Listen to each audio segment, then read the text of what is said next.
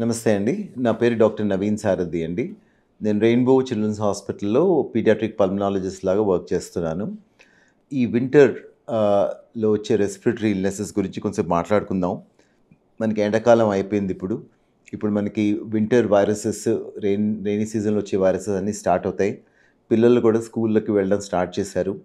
ఈ weather change వల్ల మన పిల్లలు సడెన్‌గా స్కూల్‌కి వెళ్ళడం వల్ల మనకి పర్ఫెక్ట్ కాంబినేషన్ వల్ల ఏమవుతుందంటే ఈ వైరసెస్ అన్నవి స్టార్ట్ అవుతాయి స్ప్రెడ్ అవ్వడం. కామన్‌గా వచ్చే వైరసెస్ ఏంటంటే ఊపిరితిత్తులను ఎఫెక్ట్ చేసే వైరస్ గురించి మాట్లాడదాము.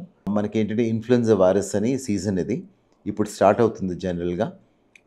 తర్వాత ఆర్ఎస్‌వి వైరస్ అని చిన్న పిల్లలు ఎఫెక్ట్ చేసే వైరస్ ఒకటుంటుంది. వీటితో పాటు ఏంటంటే మనకి కామన్ వైరసెస్ ఏంటంటే ఎడినో వైరస్ అని, దెన్ ఆ తర్వాత హ్యూమన్ మెటానిమో వైరస్ అని, ఈ వైరస్ అన్నీ పారాఇన్‌ఫ్లుయెన్జా వైరస్ అని ఇవన్నీ వైరస్‌లు స్టార్ట్ అవుతాయి ఇన్ఫెక్షన్ రావడం. మనం ఏంటంటే ఇప్పుడు కొంచెం తొందరగా డిటెక్ట్ చేసుకోవడము, ట్రీట్ చేసుకోవడం చాలా మంచిది. మోస్ట్ ఆఫ్ దీస్ వైరసెస్ ఏంటంటే న్యాచురల్‌గా తగ్గే వైరసెసే. ఒక 2, 3 డేస్ జ్వరం ఉండొచ్చు, కోల్డ్ ఉండొచ్చు, దగ్గుండొచ్చు.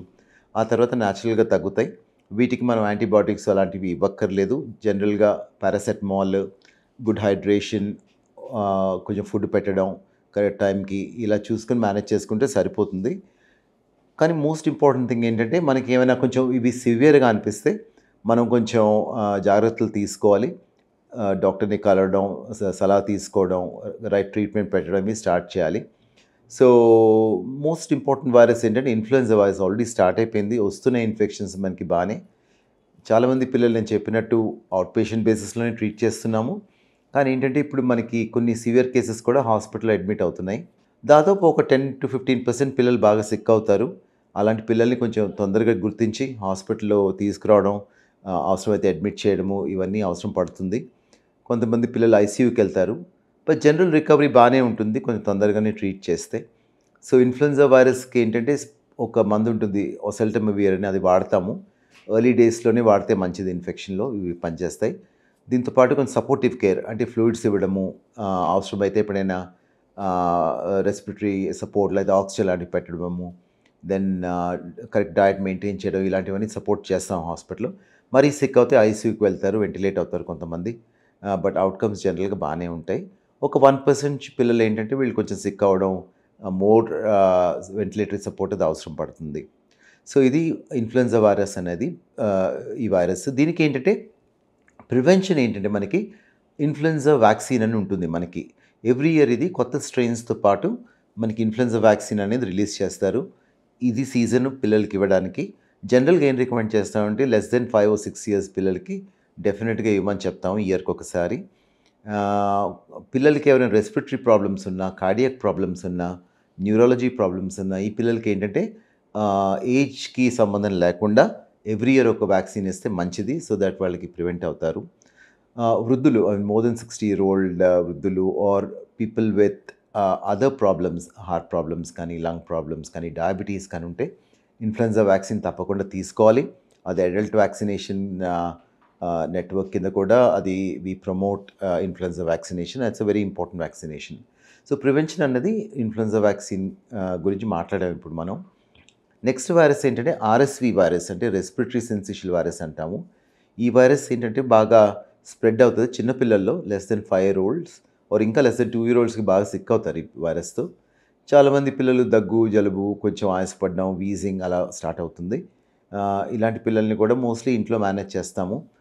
బట్ కొంతమంది సిక్ అయితే హాస్పిటల్ అడ్మిట్ అవుతారు. పిల్లలకి ఎవరికైనా అండర్‌లయింగ్ ప్రాబ్లమ్స్ ఉంటే ఫర్ ఎగ్జాంపుల్ హార్ట్ డిసీజ్ కానీ, లంగ్ డిసీజ్ కానీ ఇలాంటివేమైనా ఉంటే మాత్రం కొంచెం జాగ్రత్త పడాలి ఈ వైరస్ నుంచి. ఇప్పుడు కొన్ని కొత్త వ్యాక్సిన్స్ కూడా వచ్చాయి ఈ వైరస్ ప్రివెంట్ చేయడానికి. అందరికీ మనం రికమెండ్ చేయము. కానీ ఎవరికైతే మనకి లంగ్ ప్రాబ్లమ్సో, హార్ట్ ప్రాబ్లమ్సో లేకపోతే ప్రిమచ్యూర్ బేబీస్ ఉంటారో ఫస్ట్ 2 ఇయర్స్ ఆఫ్ లైఫ్‌లో డెఫినిట్‌గా కొన్ని ప్రివెంటివ్ వ్యాక్సిన్స్ తీసుకోవచ్చు. ఇది మీ డాక్టర్‌ని సంప్రదించండి. మీ పిల్లలకి ఏమైనా ఇలాంటి ప్రాబ్లమ్స్ ఉంటే. వీటితో పాటు ఎడినో వైరస్ అని, పారాఇన్‌ఫ్లుయెన్జా వైరస్ అని ఇవన్నీ వస్తాయి. సో, ఇవేంటంటే మనం కరెక్ట్‌గా మేనేజ్ చేసుకోవడము, డిటెక్ట్ చేసుకోవడము అండ్ అడ్వైస్ ఫాలో అయ్యి ట్రీట్మెంట్ చేసుకోవడం చాలా ఇంపార్టెంట్ అనమాట. So, how do we prevent viral infections in children? ఇది కొంచెం డిఫికల్టే. బట్ ఏంటంటే మనకి స్పెసిఫిక్‌గా స్కూల్స్‌లో ఎపిడమిక్స్ అవుతాయి కాబట్టి, స్కూల్స్‌లో స్ప్రెడ్ అవుతాయి కాబట్టి, సో జనరల్ స్కూల్కి వెళ్ళే పిల్లలు కొంచెం మోర్ రిస్క్ ఉంటారు, అట్ రిస్క్ ఉంటారు. ఎవరికైనా పిల్లలు సిక్ అయితే కొంచెం ఇంట్లో ఉండడం మంచిది కొన్ని రోజులు, so that they can spread it to other children. అదొకటి క్వారంటైనింగ్ అంటాము. దెన్ ఎవరికి మాస్కులు వేసుకోవడం ఇది చాలా ఇంపార్టెంట్, కానీ పిల్లలు అంత కరెక్ట్గా వాడరు. But always good to encourage. మీరు ఎవరైనా కలవడానికి వెళ్తే if you have a cold please wear mask and have good hand hygiene practices so that you don't spread the virus to other people. పిల్లలు ఏంటంటే కొంచెం మంచి డయట్ ఇవ్వడము, looking after them well, hydrate చేయడము, వైటమిన్స్ అవి కరెక్ట్గా ఉండడం వాళ్ళకి. సో ఇవన్నీ చాలా ఇంపార్టెంట్ అనమాట వ్యాక్సిన్ ప్రివెన్షన్కి. And nutrition is very very important for vaccine, for prevention of viral infections. Most important thing ఏంటంటే మనకి కరెక్ట్ టైంకి డయాగ్నోస్ చేసుకోవడం, ఒకవేళ పిల్లలు సిక్ అవుతే అండ్ మరీ సిక్ అవుతే హాస్పిటల్కి రావడం, చెక్ చేసుకోవడం చాలా important. So let us all be cautious about winter viral infections and especially respiratory infections. Lot of times we can manage these at home, but early detection and detection of severe infections and seeking the right advice is very important. Namaste.